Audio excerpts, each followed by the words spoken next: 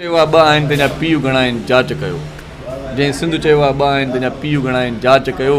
हिन ॻाल्हि पुठियां को हिकु कोन्हे ॿिया कई ॼणा आहिनि जांच कयो। असांखे सिंध जे इशूज़ ते ॻाल्हाइण जे लाइ तमामु घणो वक़्तु घुरिजे ऐं असां तमामु घणा तफ़री वीडियोज़ गुज़ारे छॾियूं था, ॾिसी छॾियूं था, तफ़री वीडियोज़ में पंहिंजो वक़्तु ज़ाया बि करे छॾियूं था। तफ़रीह बि ज़िंदगी लाइ ज़रूरी आहे, इंतिहाई बुनियादी ज़रूरत आहे इहा बि। तव्हां फ़नी वीडियोज़ बि ॾिसो, ड्रामास बि ॾिसो ऐं पंहिंजी दिलि खे बि विंदरायो, पर असांखे पंहिंजे ईंदड़ नसुल जे लाइ सोचणो आहे, असांखे पंहिंजे वतन जे लाइ सोचणो आहे, असांखे पंहिंजी मिटीअ जे लाइ सोचणो आहे, धरती जे लाइ सोचणो आहे। असांजा माग मकान, असांजी तारीख़, इल्मु अदब, तहक़ीक़, इन ते पाण खे परूड़ न आहे, इन जे बारे में पाण खे ॼाण न आहे।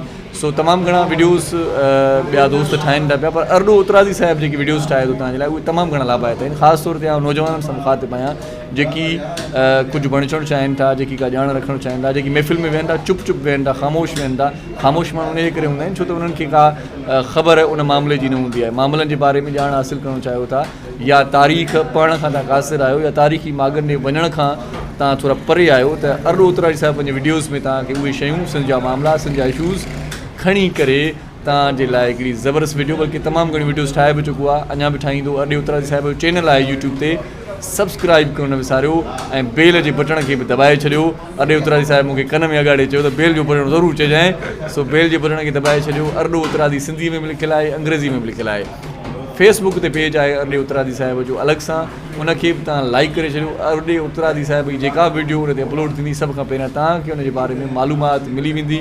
अरडे उतरादी साहिब जो आउं बेहद थोराइतो आहियां, जो मूं जहिड़े नाचीज़ खे पाण सां गॾु हिते विहारियो अथई।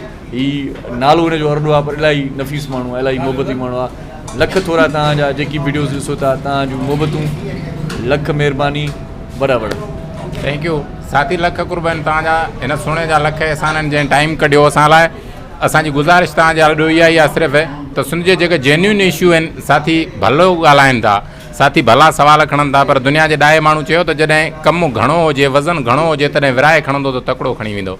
इन्हीअ करे हर को पंहिंजे हिसे जो कमु करे थो, असीं पंहिंजे हिसे जो कमु करींदा। तव्हां लाइ सिर्फ़ु हीअ असांजी गुज़ारिश हूंदी त तव्हां असांजे पेज खे सब्सक्राइब करियो ऐं बेल जे बटण खे दॿायो, त लख एहसान आहिनि तव्हांजा हक़ मौजूदु। जीअं सिंध साथी।